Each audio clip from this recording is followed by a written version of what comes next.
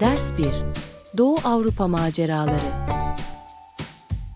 Anna, Doğu Avrupa'ya seyahat etmeyi düşünüyorum. Herhangi bir öneri var mı? Kulağa heyecan verici geliyor. Keşfedilecek o kadar güzel yerler var ki.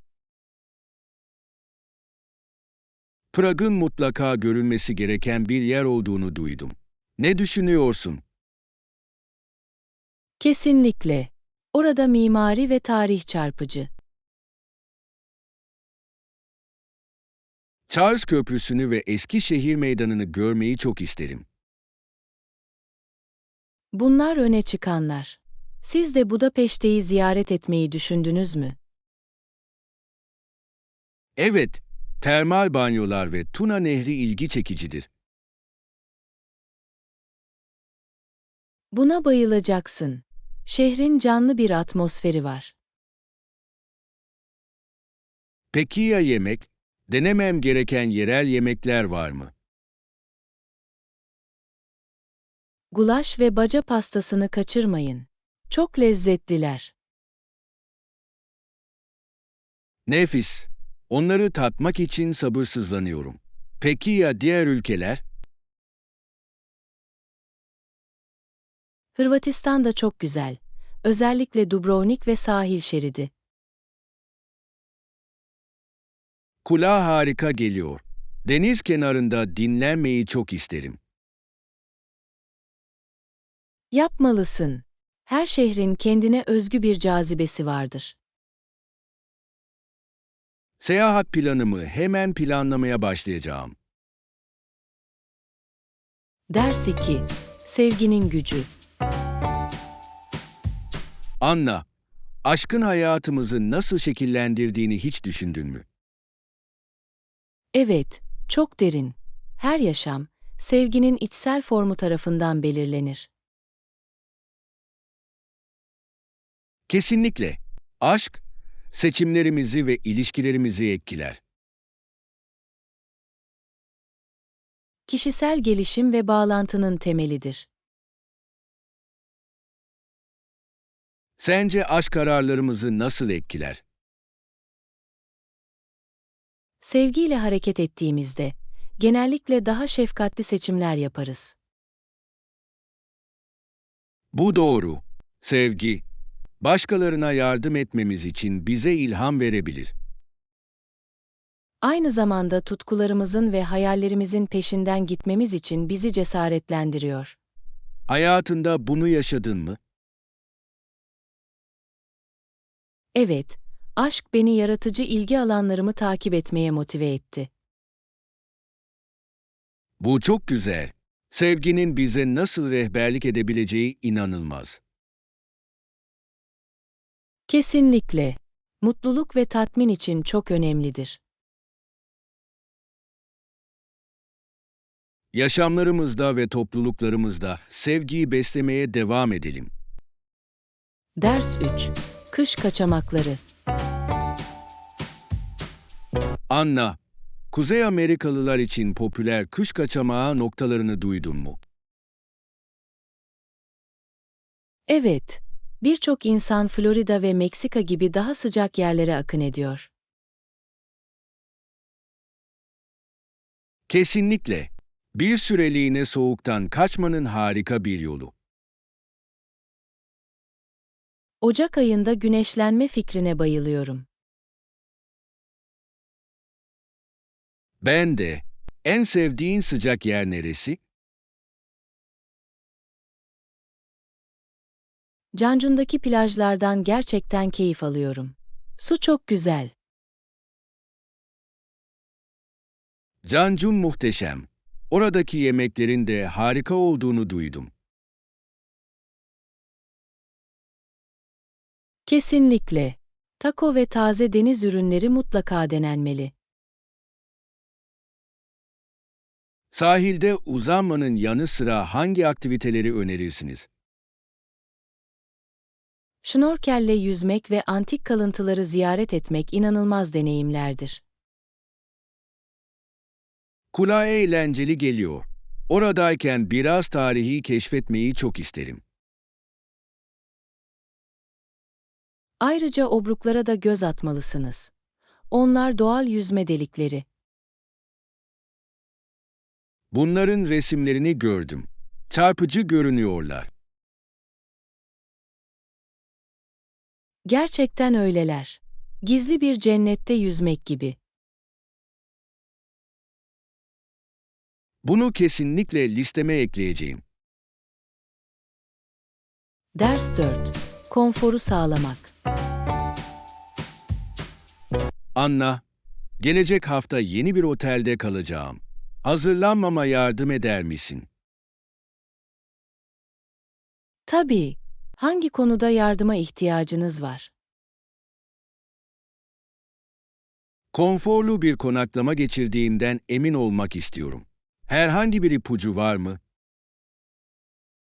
Öncelikle, otelin kahvaltı ve Wi-Fi gibi olanaklar sunup sunmadığını kontrol edin. İyi fikir. Bunları aradığımdan emin olacağım.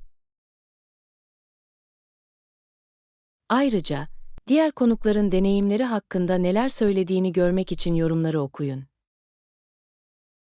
Bu akıllıca. Temizlik ve servis hakkında geri bildirim arayacağım. Kesinlikle. Ve ihtiyacınız olan her şeyi personelden istemekten çekinmeyin. Yardımın için gerçekten minnettarım. Başka bir tavsiye var mı? Mevsime bağlı olarak odanızın iyi bir ısıtma veya soğutmaya sahip olduğundan emin olun. Bu önemli. Onu da kontrol edeceğim. Son olarak, gece geç saatlerde aşermek için birkaç atıştırmalık getirmeyi düşünün. Harika bir ipucu. Kesinlikle biraz paketleyeceğim. Ders 5. Yol tarifi bulma. Anna, en yakın kafeyi bulmama yardım eder misin? Tabii, tamam. Size haritada göstereyim. Teşekkürler. Buradan uzak mı? Hayır, sadece birkaç blok ötede. Bu taraftan, çıkışa yakın. Mükemmel. Kafein düzeltmeme gerçekten ihtiyacım var. Tamamen anlıyorum. En sevdiğin kahve içeceği nedir? İyi bir cappuccino'yu severim. Ya sen? Özellikle sıcak havalarda buzlu latte hayranıyım. Bunlar ferahlatıcı. Favori bir kahve dükkanınız var mı? Harika hamur işleri de sunan harika bir yerel yer var. Kulağa cazip geliyor. Kontrol etmem gerekecek. Kesinlikle yapmalısın. Bir ara birlikte bir kahve içelim. Buna bayılırım. Ders 6. Yenileme gerilemeleri.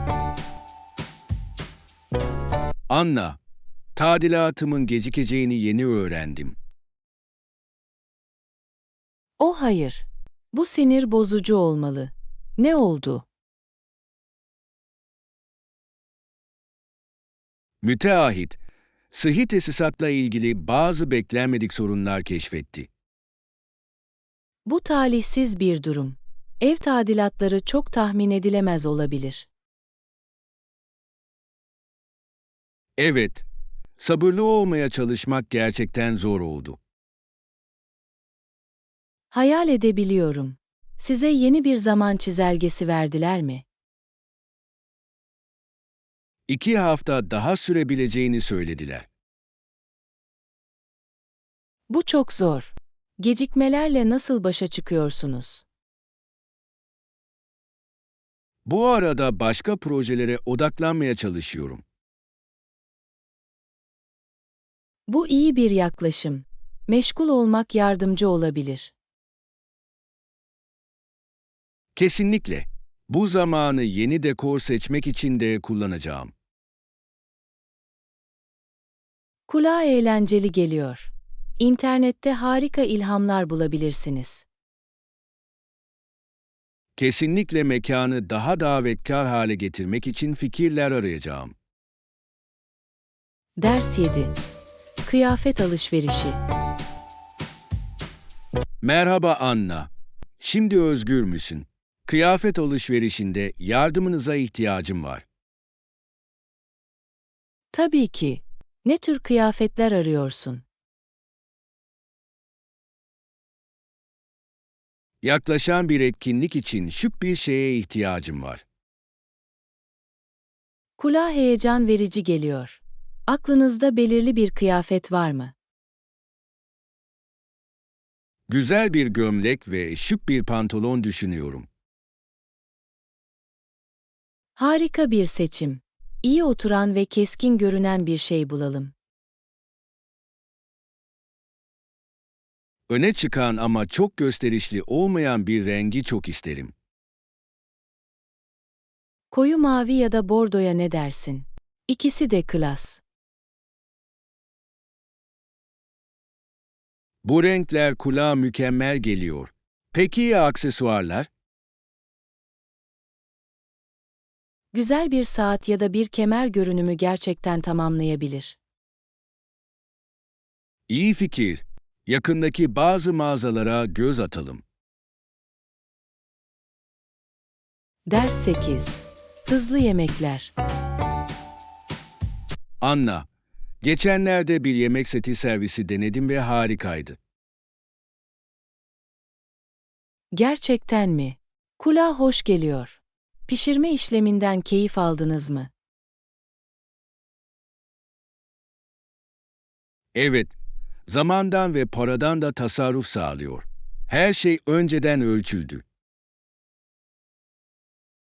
Bu çok büyük bir avantaj. Ne yaptın?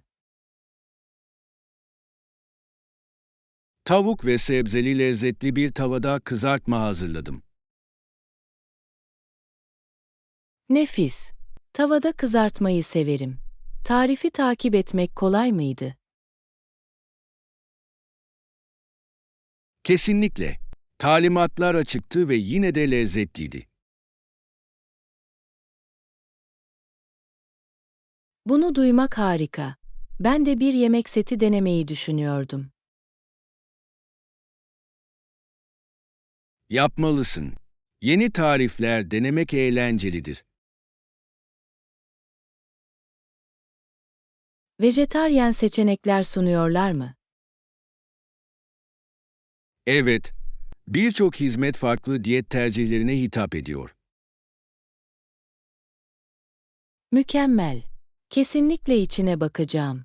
Şimdiye kadar en sevdiğin yemek nedir?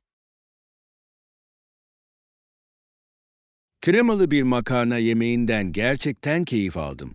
Dışarıda yemek yemek gibi hissettim. Kulağa harika geliyor. Yemek yapmanın bir restoran deneyimi gibi hissettirmesini seviyorum. Kesinlikle.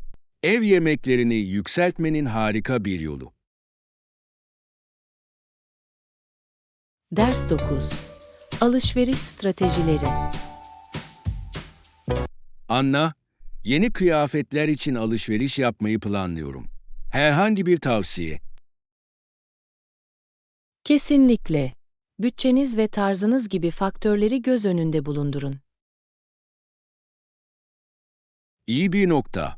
Bankayı bozmadan şık görünmek istiyorum. İkinci el mağazaları benzersiz buluntular için bir altın madeni olabilir.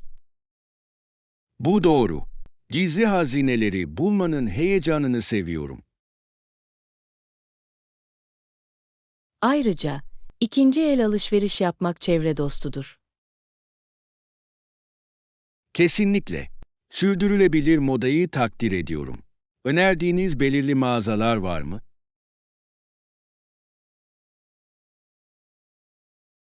Yerel butiklere göz atmalısın. Genellikle türünün tek örneği eşyalara sahiptirler. Harika fikir. Bu hafta sonu birkaçını keşfedeceğim.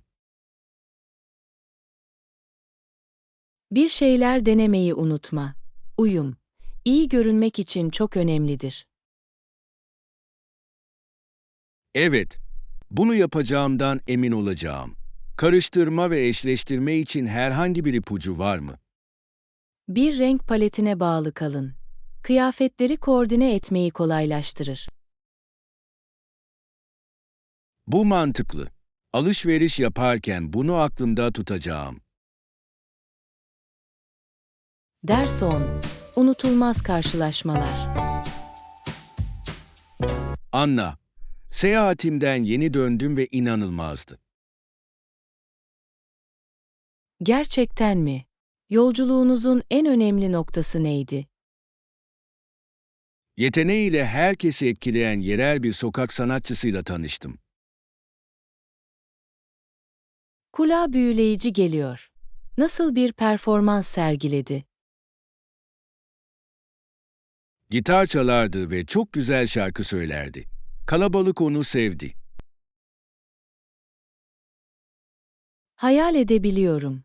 Sokak performansları çok canlı ve ilgi çekici olabilir. Kesinlikle. Atmosfere çok fazla enerji kattı. Onunla sohbet etme şansın oldu mu? Evet, hayatı ve ilham kaynakları hakkında hikayeler paylaştı. Bu harika. Yerel halkla bağlantı kurmak her zaman güzeldir. Kesinlikle. Deneyimi daha otantik hissettirdi. Seyahatin beklenmedik bağlantılara yol açmasına bayılıyorum. Ben de. Gezileri unutulmaz kılan o anlardır. Ders 11. Süpermarket planları. Anna, biraz yiyecek almam gerekiyor. Bana katılmak ister misin? Tabii. Ne almak için neye ihtiyacın var? Bir listem var ama her zaman fazladan atıştırmalıklar alıyorum. Bu benim de başıma geliyor. Bu sefer listeye sadık kalalım. Kulağa hoş geliyor. Bir saat içinde süpermarkette buluşalım. Mükemmel. Yeniden kullanılabilir çantalarımı getireceğim. Harika fikir. Alışveriş yaparken çevre dostu olmalıyız. Kesinlikle. Ayrıca, plastik torbalardan çok daha sağlamdırlar. Doğru. Göz atmayı en sevdiğiniz koridor hangisi? Uluslararası gıda reyonunu seviyorum. Her zaman denenecek yeni öğeler vardır. Bu eğlenceli bir bölüm. İlginç atıştırmalıklara dikkat edeceğim. Ders 12. Plaj düşleri. Anna, bir plaj tatili hayal ediyorum. Aklınızda belirli bir plaj destinasyonu var mı? Kulağa harika geliyor. Her zaman Maldivleri ziyaret etmek istemişimdir. Maldivler çok güzel. Kristal berraklığında su çok davetkar. Kesinlikle. Ya sen? Favori plajlarınız var mı? Bali'yi düşünüyordum. Kültür ve manzara çarpıcı.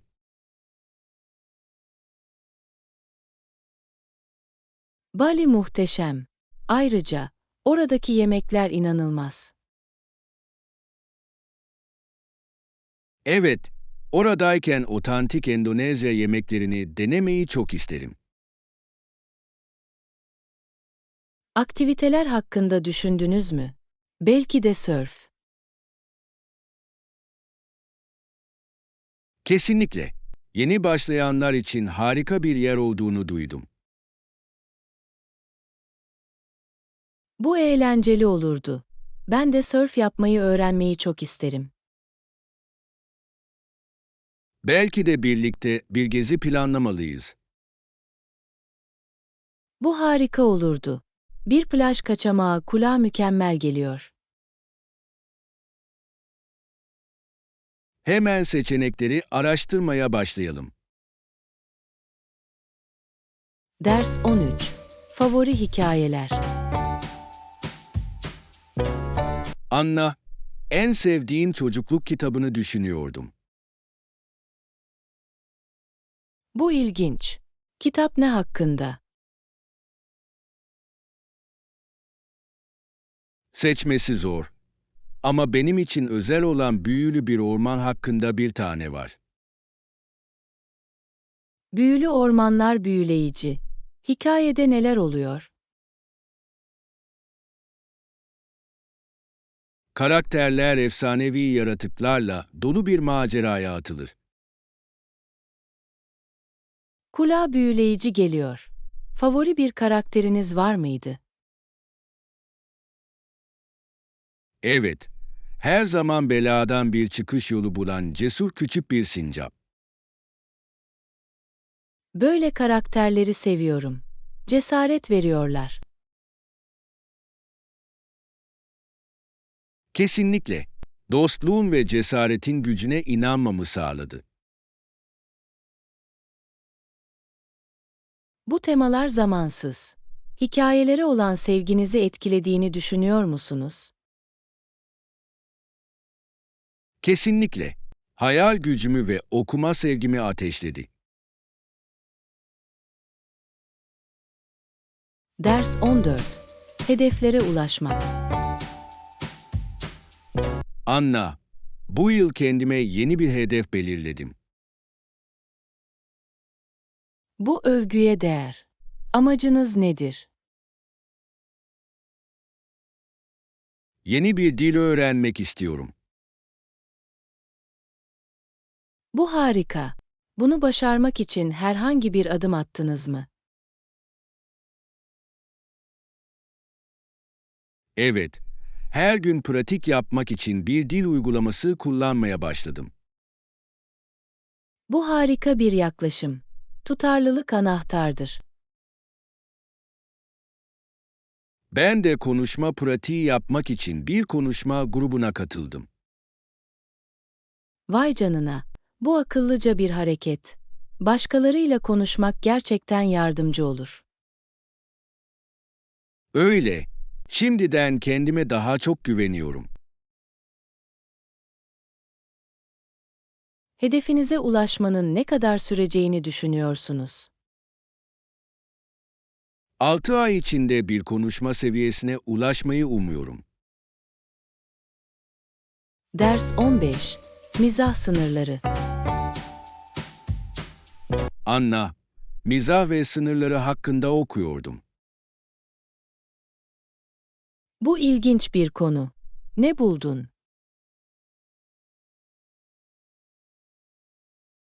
Bazı şakalar konu olarak oldukça şüpheli olabilir.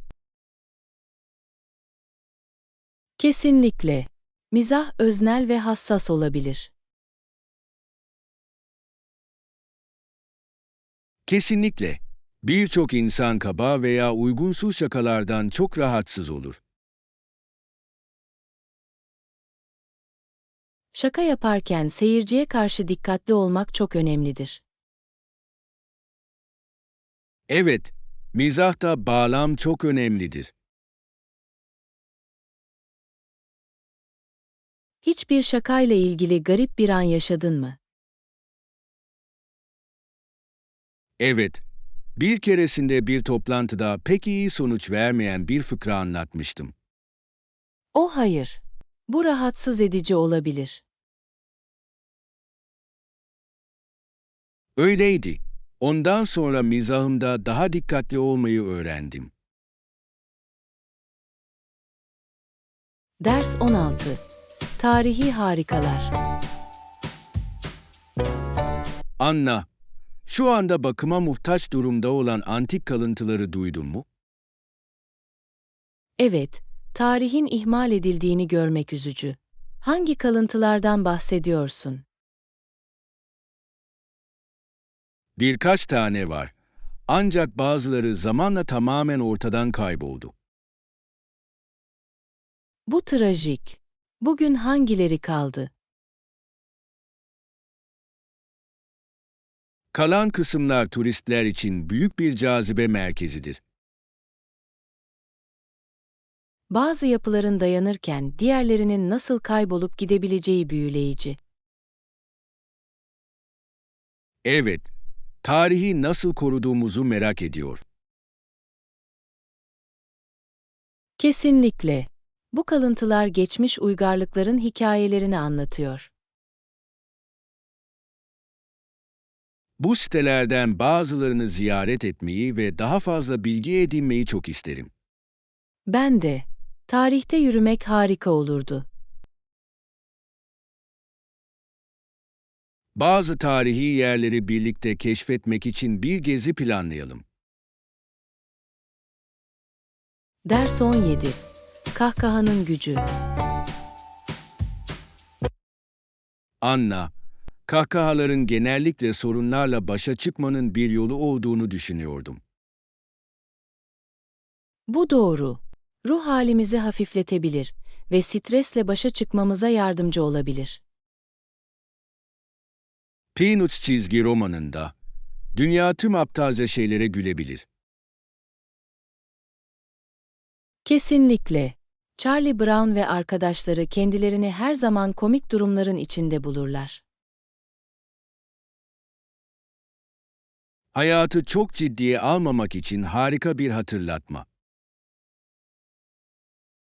Kesinlikle. Mizah, bağlantı için güçlü bir araç olabilir. Favori bir Peanuts karakteriniz var mı? Snoopy'yi seviyorum. Hayal gücü çok eğlenceli. Snoopy'nin maceraları çok komik. Sizce mizahı evrensel yapan nedir? Bence bu, günlük yaşamdaki saçmalıkları görme yeteneği. İyi söyledin.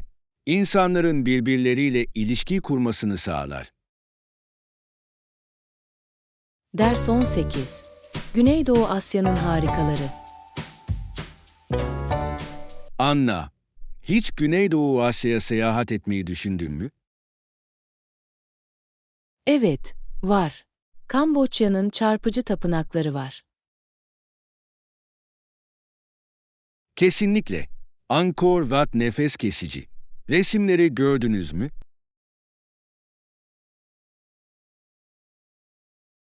Evet, karmaşık oymalar büyüleyici. Tarih ve kültür hakkında çok zengin hikayeler anlatıyorlar. Ben de yerel pazarları keşfetmeyi çok isterim.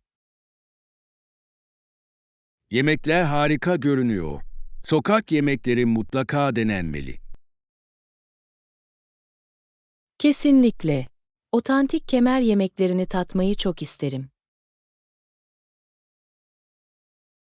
Orada başka ne yapmak isterdin?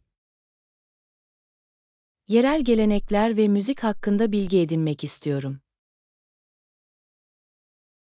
Bu, kendinizi kültüre kaptırmanın harika bir yolu gibi görünüyor. Ders 19.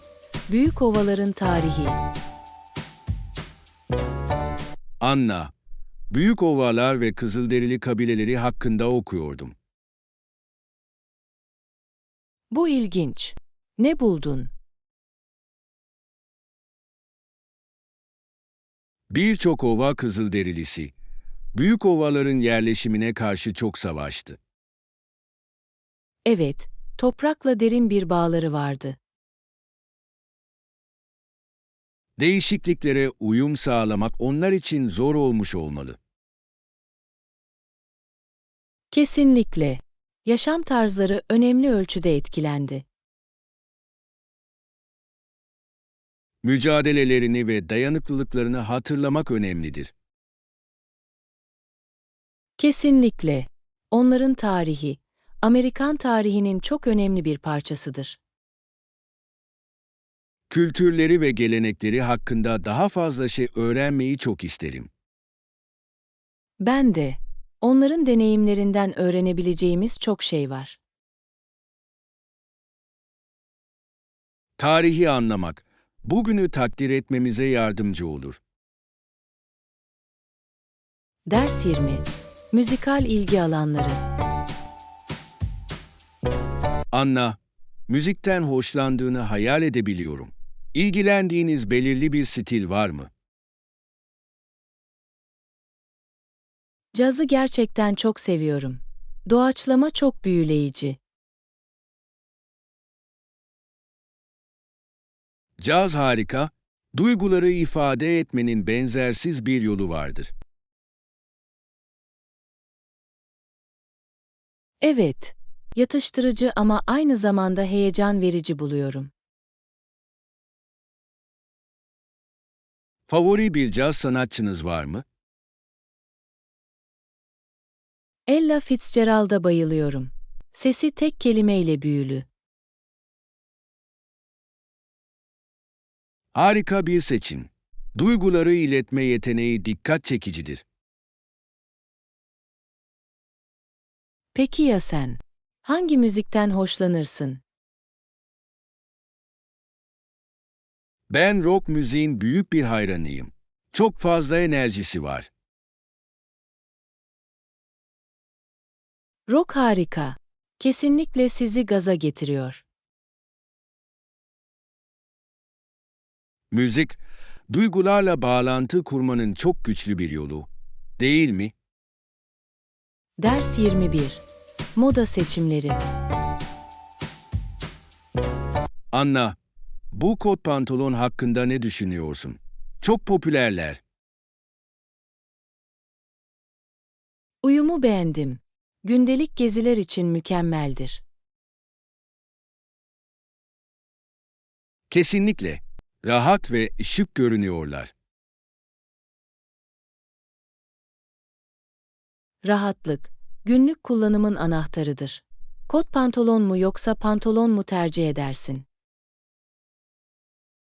Genelde kot pantolonları tercih ederim. Çok yönlüler. Kesinlikle. Onları kolayca yukarı veya aşağı giydirebilirsiniz. Peki ya renkler? Klasik maviyi mi yoksa daha cesur bir rengi mi tercih edersin? Klasik maviyi seviyorum ama aynı zamanda siyahla denemeler yapmayı da seviyorum. Siyah kot pantolonlar şık bir görünüm için harika. Evet, dışarıda bir gece geçirmek veya sıradan toplantılar için mükemmeldirler. Moda gerçekten kişiliklerimizi ifade etmemize izin veriyor. Ders 22. Yaratıcılığı serbest bırakmak. Evet, içimdeki sanatçıyı serbest bırakmayı seviyorum. Rahatlamak için harika bir yol. Kesinlikle. Hangi mecrayla çalışmaktan keyif alıyorsunuz? Genelde resim yapıyorum ama dijital sanatla da uğraşıyorum. Bu harika. Sulu boya resim yapmayı seviyorum. Çok rahatlatıcı. Sulu boyalar çok güzeldir. Çok yumuşak, rüya gibi bir kaliteye sahipler. Kesinlikle. Boyamak için favori bir konunuz var mı? Manzara resimleri yapmayı seviyorum. Doğa bana ilham veriyor. Manzaralar harika. Natürmort resim yapmayı tercih ederim.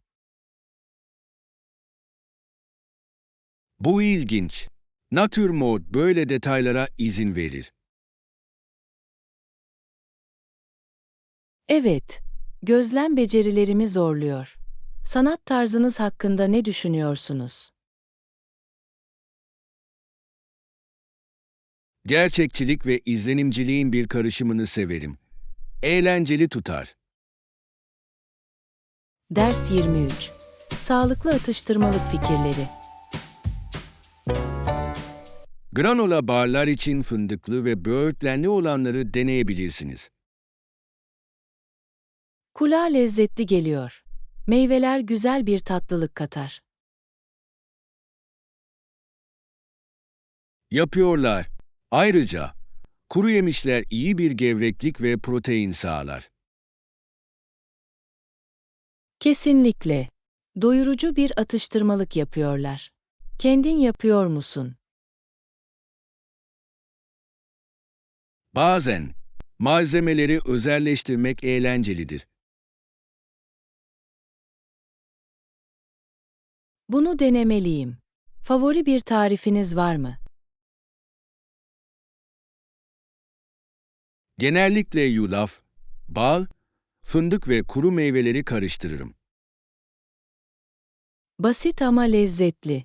Ben de bitter çikolata parçaları eklemeyi seviyorum. Harika fikir.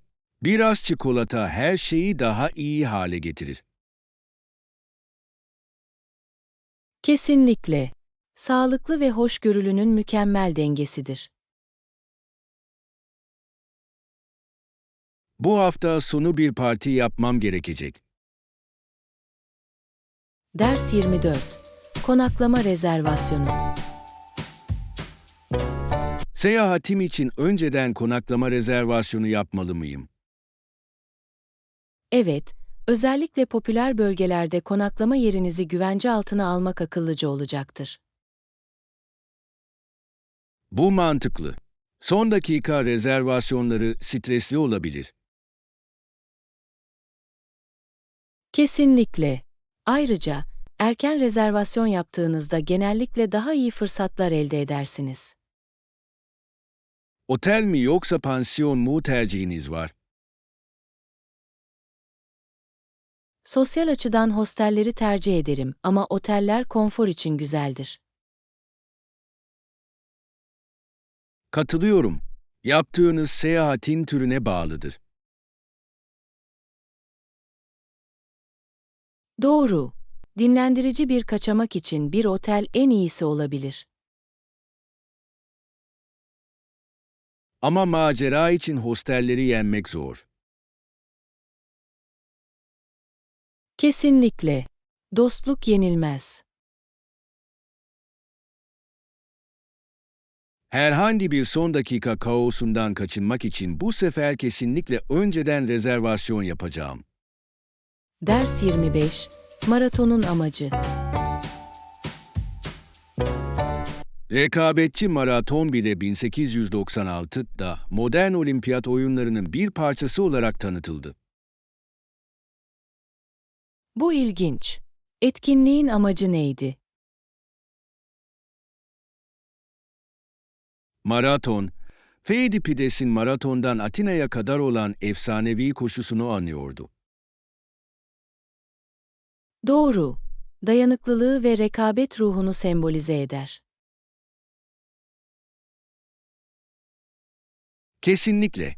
Sporcuların özverisini ve sıkı çalışmasını sergiliyor. Maratonların geçmişleri ne olursa olsun insanları nasıl bir araya getirdiğine hayranım. Kesinlikle. Birliği ve topluluk duygusunu teşvik ederler. Hiçbir maratona veya eğlenceli bir koşuya katıldın mı? Bir keresinde yarım maraton koştum. Zorlu ama heyecan vericiydi. Bu etkileyici. İlk yarışım için 5K'yı denemeyi çok isterim. Yapmalısın. Heyecanı başlatmak ve deneyimlemek için harika bir yol. Thanks a lot for watching our video. Let's subscribe, like, and share our channels and videos.